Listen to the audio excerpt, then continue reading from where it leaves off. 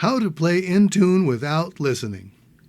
Okay, now that I have your attention, let me start by saying that obviously you need to practice tuning by ear and using your ear as much as possible to match and blend and everything else about playing the saxophone or any other wind instrument for that matter. However, I have found that it is possible, even desirable, to also learn what it feels like to play each and every note in tune. This is nothing new. Research has already been done probing the idea of internalizing the physical sensation associated with the centered pitch of each note.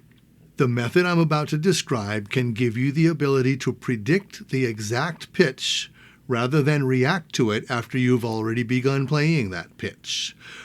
Whether you have perfect pitch or you're completely tone deaf or anywhere in between, this method will augment whatever method you're currently using to play in tune. Hi, I'm Dr. Ransom. I teach saxophone lessons. Sigurd Rascher taught a thing he called tone imagination. This method has you playing one pitch while actively hearing the next pitch as clearly as possible, or more accurately, the pitch, the tone quality, the volume, etc. When done correctly, this enables you to play perfect intervals and is especially useful when navigating the altissimo register. The entire Top Tones for Saxophone book is dedicated to learning how to play perfectly in tune with perfect tone and perfect balance. The first half of the book is nothing but tone exercises. The rest of the book contains exercises that present all kinds of different intervals, some being very challenging to hear in advance. By the time you complete this book, if you have the strength and dedication, you can likely sight read almost any piece written for saxophone, no matter how many altissimo leaps are required. This method is great for ear training and learning to play in tune. It does not, however, guarantee that you'll be in tune with the rest of the group. Currently, the most used method for playing in tune is to listen to those around you, or to a specific instrument like the first oboe, tuba, lead sax, trumpet, or just whomever you may be playing in unison with at the time. This method teaches you to make quick adjustments to your embouchure in order for the waves to stop waving. It does not, however, ensure that you can begin every note in tune, or that you can play in tune when unaccompanied by other instruments.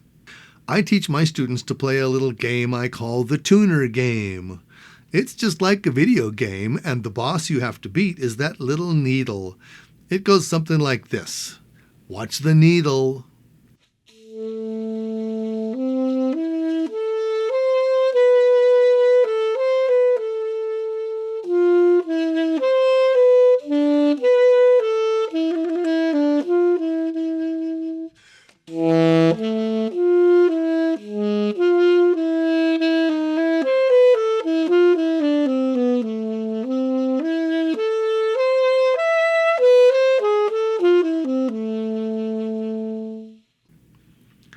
Okay, I played that without lipping anything in tune. Wow, did you see all the out-of-tune notes? Well, my saxophone was built in 1931, and they have come a long way since then, but I'll bet your horn isn't all that much better. I could be wrong.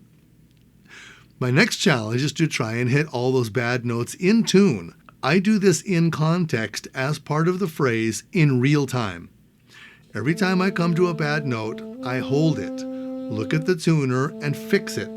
Then I go back and try again. I keep trying until I get it perfect. That needle can't move more than a few cents or the boss wins and I lose. It has to stay in the middle. I'll keep doing this exercise until I get a whole phrase perfect. After a few times, it gets easier. You start learning each note and how to approach it. You learn the alternate fingerings for notes that need it, and you also know exactly how much to lip notes before you get to them. It helps if you write stuff on the page. For every bad note, draw an arrow up if it's flat and down if it's sharp. You may also want to write in an alternate fingering if it's hard to remember, or if it's a really awkward fingering. Middle C sharp, for example, it's different on every horn. Here are some examples of C-sharp fingerings that may or may not work for you. My 1931 embouchure works best with long C-sharp. This won't work on any modern saxophone, sorry. It's important to remember that note length has a lot to do with this exercise.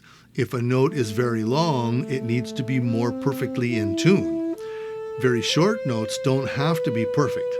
Please keep in mind, though, that even eighth notes in this etude are a full count long, so they need to be pretty close, within about 5 cents.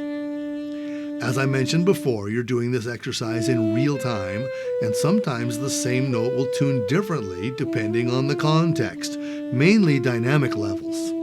Loud notes usually go flat, and soft notes go sharp, and in different amounts depending if the fingering uses a short part of the tube or a long part. Like a B is a short tube note, while middle D uses a longer portion of the tube. That means the B is easier to bend with your lip than the D is. I also recommend you use vibrato with the tuner, because most of our vibratos are a little sharper or flatter than straight tone. Like I said, you want to do this exercise in real time, which means you want everything to be like you're actually performing it. I can already hear some people complaining that this is a bad idea. They're going to say, what if you're playing along with the lead trumpet and they're not in tune? Then you're not matching them. That's right, I'm not. I don't want to. Right is right, and I refuse to compromise. Why can't they play in tune?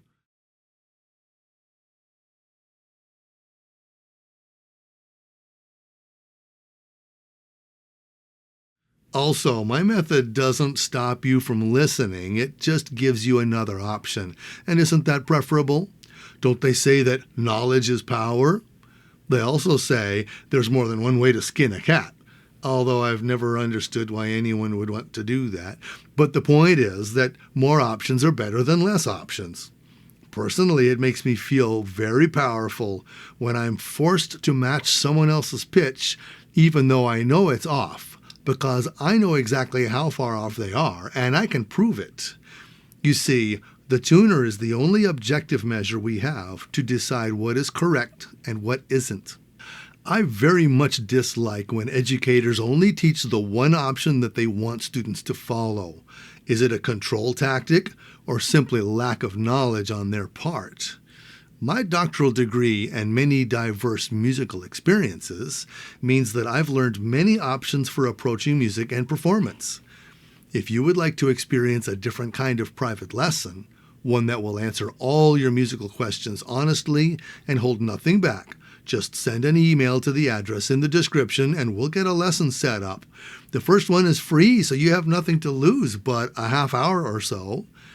Thanks for watching, and please like this video and subscribe to this channel for more deep dives into classical saxophone performance.